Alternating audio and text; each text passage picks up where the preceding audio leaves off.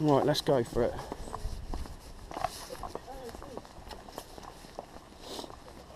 Now, does anyone know what that building there used to be, or is still now? No, you idiot. Housing Association for Old People.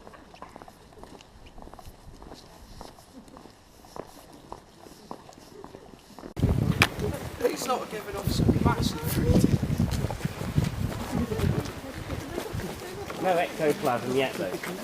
Let's hope not. I ain't got the gear to deal with that today. Whoa! Oh, we got visuals. Ladies and gentlemen, that's a gift. Oh. Well pointed out. See, this is what I like, people that are paying attention.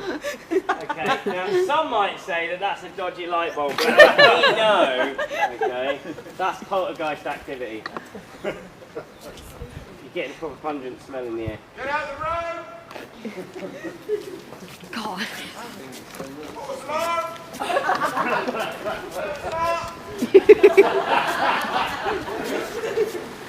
As long as everyone's out of the way there. Watch out, G. Sorry, I was looking at the radio.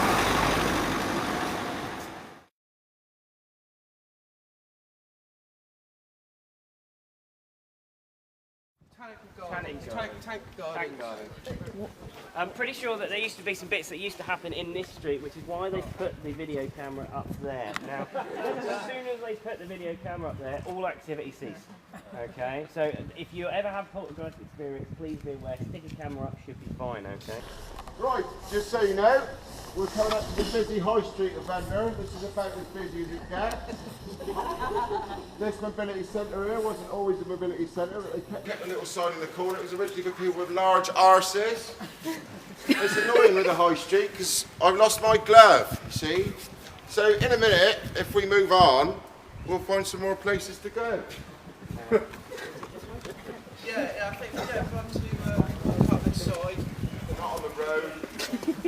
Where's the man that's got a death wish? He's all right. He's got some. No, on. Seriously, come on. Drag her in as well, sir. There we go. That's lovely. Is there anyone here who actually lives in Ventnor Town? Does anyone know what this building is here? Does anyone know what that building is there? The back of the one we just saw around the other side. We're still around 4.2. So I'm not telling you a story quickly, if I may, about this building. It did not used to be a pub before you get coffee. Burnt hair.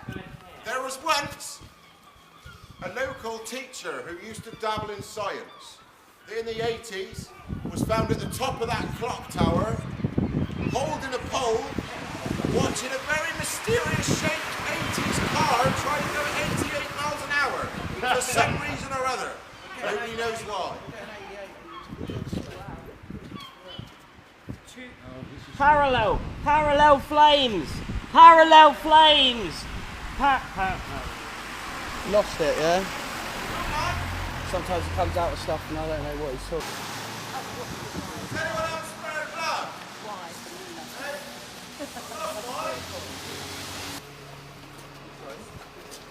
If you look at the sign on the right, it was named after a very famous Albert. Do you know who that might be? Any guesses? Any famous Alberts? Come on, anyone? Einstein. Albert Finney is correct, sir, because he once had a poo right where you're standing. He was very drunk. This here is a pub.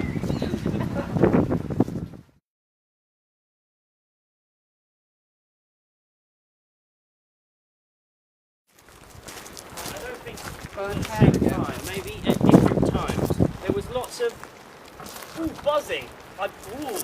Getting buzzing. I'd like to tell you a quick story. Can everyone see this house up here with a gigantic, unnecessarily big chimney? If you look to the left of that, can you see a lovely conservatory? Everyone got that?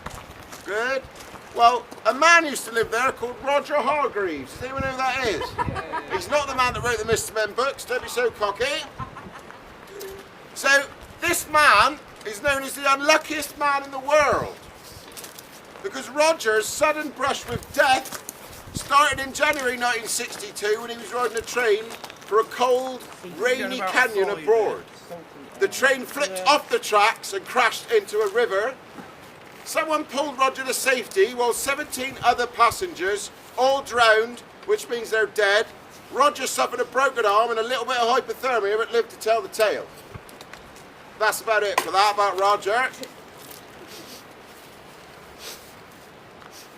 But the next year, so got you there tonight. The next year, his first and only plane ride, he was blown out of a malfunctioning plane door and landed in a haystack nearby. The plane crashed, killing 19 people on board. However, there is no report of any plane crash in Ventnor in 1963. How mysterious. 3 years after that, in 1966, a bus that he was riding skidded off the road and into the sea, drowning 4 passengers. Roger swam to shore with a few cuts and bruises. He was struck by lightning right here that very night, walking home, and he survived with, you know, slight balding and a little bit of scalding. And he somehow got a little bit of a bladder infection as well. I don't think that was to do with the lightning though, I'll be honest. I think it's dropping again. You're gone. Yeah. Right, let's move on to the next spot. Back up. We're moving on. Okay. Follow it.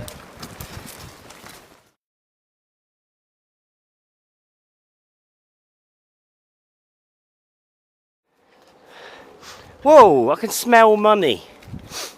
Can you smell money?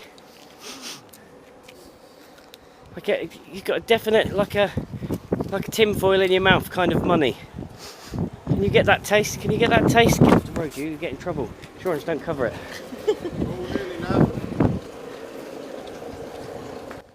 Now, as you can see, a poltergeist is clearly taking over that car.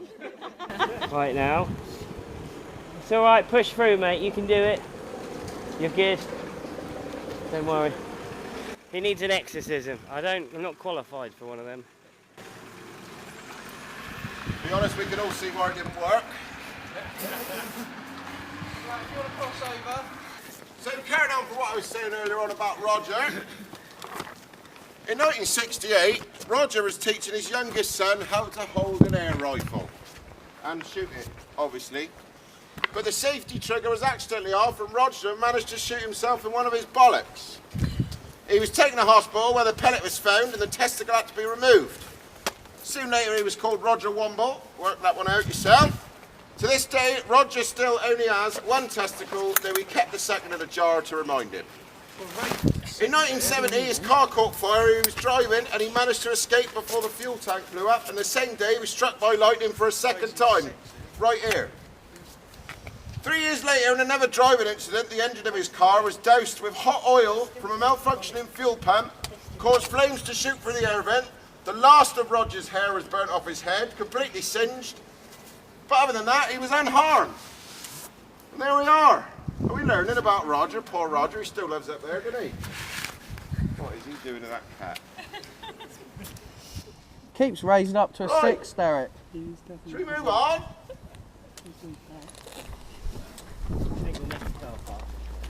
Well, yeah, each car park seems to get progressively stronger, so I'm assuming there's something going on with these car parks. Money, I don't know what that is at the moment, but I can definitely... Money?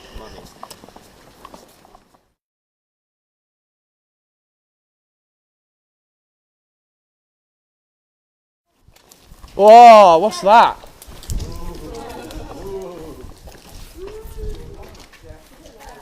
Oh, now that is ectoplasmic remains. Now that's what happens when a ghost flies forward and it gets stuck.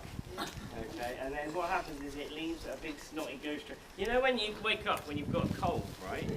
And you're like that. That's basically what that is right there. You're very good at the layman stuff. It's very true, very true. There is another car park down here, so hopefully my theory of spectral readings going up at each car park will be correct.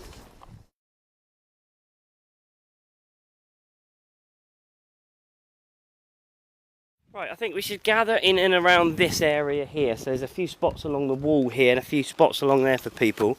If you want to just scoot yourselves down. It is now pitch black and the camera cannot pick up a bloody thing. Are we all here? Good. Right, I'd like to continue with the story of Roger. Believe it or not, that's not the end of it. Some of you will be annoyed about that. But in 1995, he was struck by a bus whilst on holiday but sustained only minor injuries. In 1996, he eluded a head-on collision with a United Nations truck on a mountain curve by swerving into a guardrail, which gave way under the force of his car. He was ejected from the car when the door flew open, because he weren't wearing a seatbelt. That's our Rog, living on the edge, just like you at the back. Oh, there he is, over there, look. And he watched his car plummet down 90 metres into a gorge, where he safely hung on to a tree. In 2003, he won the lottery. 2 days after his 73rd birthday, Roger won £800,000. Nice. Anyone got that kind of money? No? Oh, I was hoping to go to the pub. At the time of his win, he also married for the 5th time and got struck by lightning right here. While he purchased 2 houses and a boat with his winnings, in 2010 he decided to give most of the remaining money away to relatives and friends after deciding to live a basic lifestyle. As of 2014, none of Roger's claims have been independently verified. Now, what I'd like to do is if any of you can come right forward and have a look at this cliff behind us here. Can we all see the cliff? Some of you are lying, but that's fine. If you look to the cliff, starting from the left, moving to the right, you can see a very distinctive bright orange light. Can we all see that? Yes. If you look directly below that, you'll see 2 little windows from a house. Can you see that now? Yeah. Right, everyone got that, yeah? I want you to move. To the right of that, you can see a light. Can you see that light? Yep. And then to the right of that again, there's 2 lights. Can you see them? Yeah. Good. If you move one of them over, can everyone see the next light? So at the end row of lights, can everyone see that? No? Well, you best look then, because it's important. Can everyone see that? Yeah. It's always amazed me, because I wonder who lives there. Just never found out. Go, Finn. Right. What we're going to do is try something a little bit crazy. And I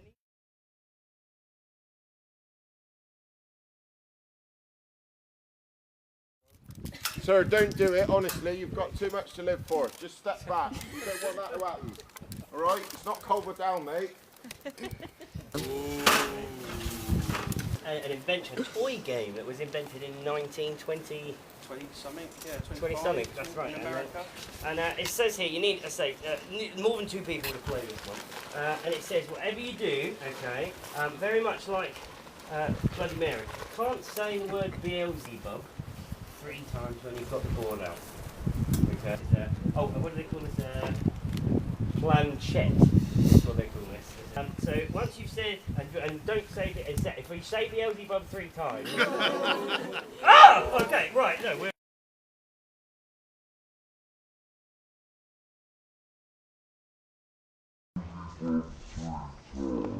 I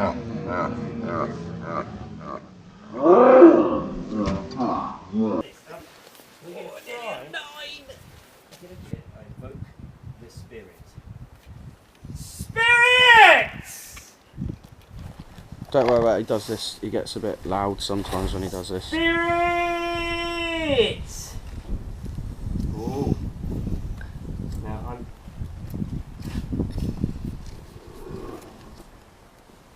Now, are you moving that?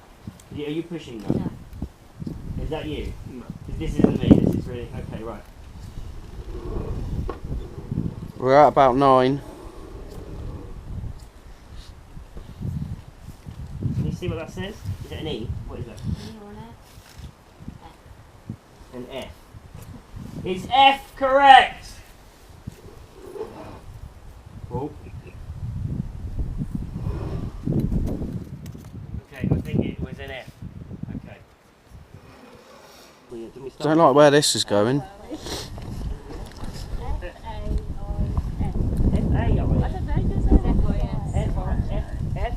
Right, okay, F or AF. Let's see if we remember this.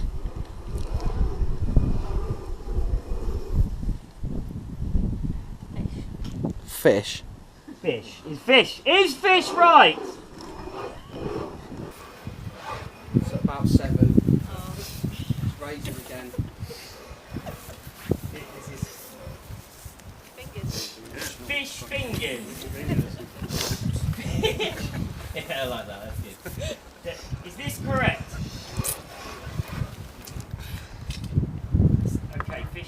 apparently the spirits are trying to tell us fish fingers. Is Wasn't that it fishy? everything that you want? Wasn't it fishy? Fishy fingers. Fishy fingers.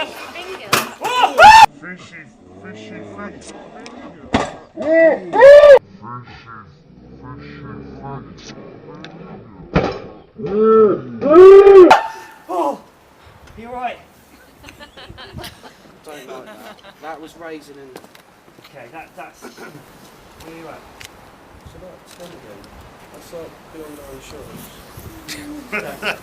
That's pretty scary. Right. I think we should Let's probably... put that away. I think one of them girls slept with my mate Barry the tramp. Right, if everyone wants to sort of generally head back to the edge there, near the road but not in it, I think just to cover our insurance that would probably be a good idea to do it quite quickly.